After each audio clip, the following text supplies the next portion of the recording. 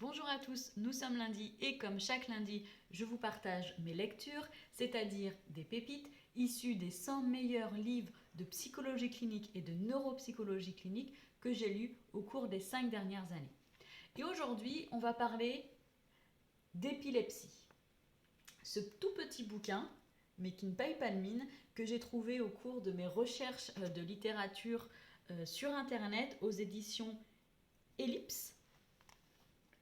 Ici, une maison d'édition que je ne connaissais pas, qui publie ce bouquin au sujet de l'épilepsie. Le titre exact est 100 questions-réponses pour mieux comprendre l'épilepsie de Sophie Dupont. Donc Sophie Dupont qui est professeure en neurologie à la Pitié-Salpêtrière, donc à Paris, et qui nous offre cette chance de mieux comprendre l'épilepsie, mais sans être un spécialiste. Dans votre pratique ou dans notre pratique libérale, il est possible de recevoir des personnes, en général peut-être plutôt des enfants et des adolescents, qui n'ont pas de diagnostic d'épilepsie, qui viennent pour des problématiques comportementales qui pourraient être évocateurs d'épilepsie. Et dans ce cas-là, on va avoir ce rôle de, à minima, renvoyer vers le médecin, voire un neurologue, pour voir un petit peu si tout va bien ou si on a fait correctement notre travail de réorienter afin de pouvoir faire en sorte que l'épilepsie soit dépistée. Cependant, en tant que psychologue, rares sont ceux qui sont vraiment des spécialistes de l'épilepsie. D'ailleurs, je suppose que ceux-là travaillent dans des centres hospitaliers ou universitaires hospitaliers, donc dans des services avec une équipe qui les entoure. Lorsqu'on est en libéral, qu'on travaille chez l'enfant l'ado, parfois, mais rarement chez l'adulte, on peut être face à une personne, face à un jeune qui n'a pas de diagnostic d'épilepsie et ça va être à nous de proposer cette suspicion-là, mais évidemment en essayant de non plus pas alerter la famille, mais en faisant en sorte quand même qu'ils y aillent pour pas passer à côté de quelque chose. Donc ce bouquin-là, je le trouve génial pour un psychologue qui pratique auprès d'une population, disons, plus ou moins à risque, ou du moins où le différentiel va être relativement régulier.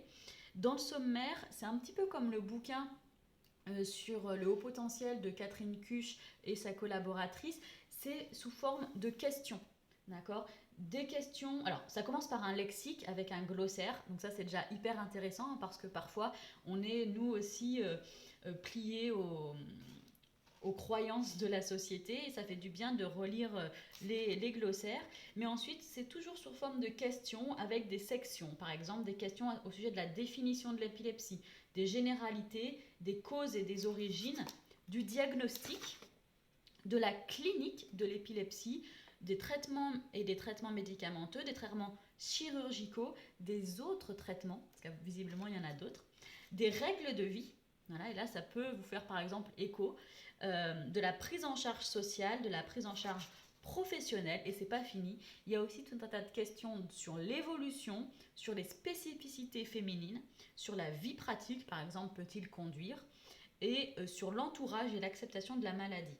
Et donc, on a 100 questions avec des réponses au sujet de l'épilepsie sur les domaines que je viens de citer, et de manière beaucoup plus concrète. Par exemple, voici un des chapitres, donc là c'est le 8, l'épilepsie est-elle une maladie héréditaire, d'accord. Donc là, pour ce chapitre-là, on va avoir une page, d'accord, pour cette question-là. Mais sur d'autres questions, comme celle-ci, on va avoir une double page. Voilà. Et il y a d'autres questions qui permettent des réponses beaucoup plus courtes. Donc, on ne va pas se mentir, ce bouquin ne nous permet pas d'avoir les compétences pour entrer dans un service d'épilepsie. Mais il nous permet d'avoir une bonne base, de pouvoir, nous, avoir les informations, les vraies informations sur l'épilepsie. Il nous permet aussi de pouvoir retransmettre de l'information à nos patients. Et je pense que c'est très très important. Si on rencontre des personnes qui sont à suspicion qu'on doit les orienter, si par exemple ils en viennent à nous demander mais comment est-ce qu'on fait pour diagnostiquer une épilepsie, si vous ne savez pas comment on fait, ça peut être un petit peu embêtant. Par contre, si vous avez quelques informations claires et sûres, ça peut toujours être un plus pour le patient.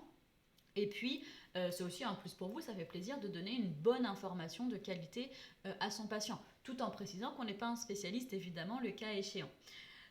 Donc voilà, je trouve vraiment très intéressant. Par ailleurs, sur les questions d'hygiène de vie lorsqu'on a une épilepsie, je pense que ça peut faire écho si, eh bien, au détour d'un diagnostic psychologique, la personne a aussi un diagnostic d'épilepsie, vous pouvez toujours éventuellement en rajouter une couche sur l'hygiène de vie vers laquelle devrait tendre le patient et sa famille si c'est un gamin notamment.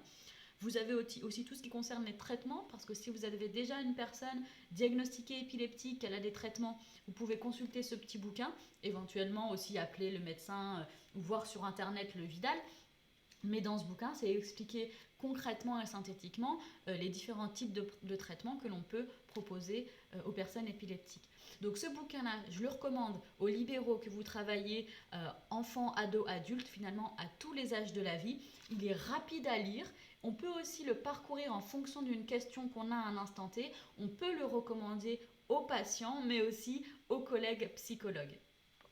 Si vous voulez en savoir plus sur le bouquin que je suis en train d'écrire et connaître l'avancée de l'écriture, ce bouquin s'intitulera Le diagnostic psychologique des troubles du neurodéveloppement chez l'adulte. Vous pouvez vous inscrire avec le lien qui se situe dans la description et nous on se rejoint lundi prochain pour une nouvelle fiche de lecture.